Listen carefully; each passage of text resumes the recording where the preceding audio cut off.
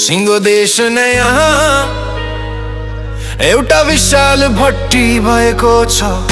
यहाँ जताततै जाँड बनाइन्छ, यहाँ जताततै जाँड बेचिन्छ, यहाँ जताततै जाँड धोकिन्छ। मदग्रस्त छु मलाई जाँड लागेको छ आफ्नै इज्जतले लामी गरेर।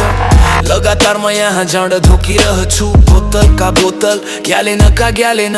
हरेक बिहान आँखा खुलेदेखि अबेर राति आँखा बन्द नहुन्जेल।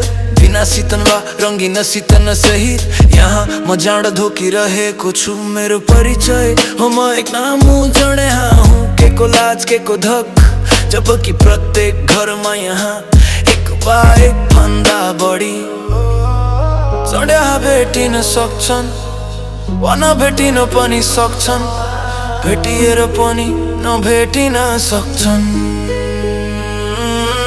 नभेटेर पनि भेटिन सक्छन्। किनभने यहाँ दुई थरी जड्याहरू छन्। एक थरी जाँड खाएर सत्य बोल्छन्, अर्का थरी जाँड खाएर झुट बोल्छन्।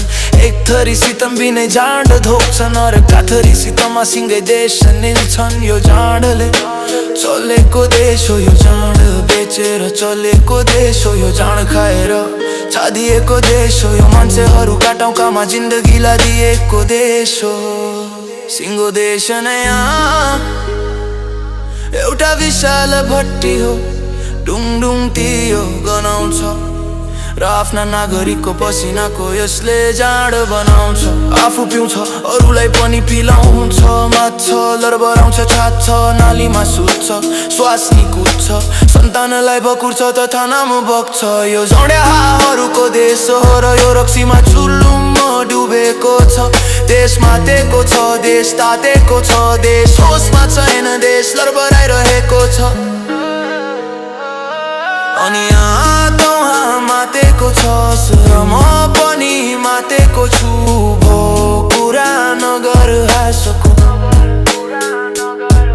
अनि यहाँ तँ मातेको छस् र म पनि मातेको छु, भो कुरा नगर होसको।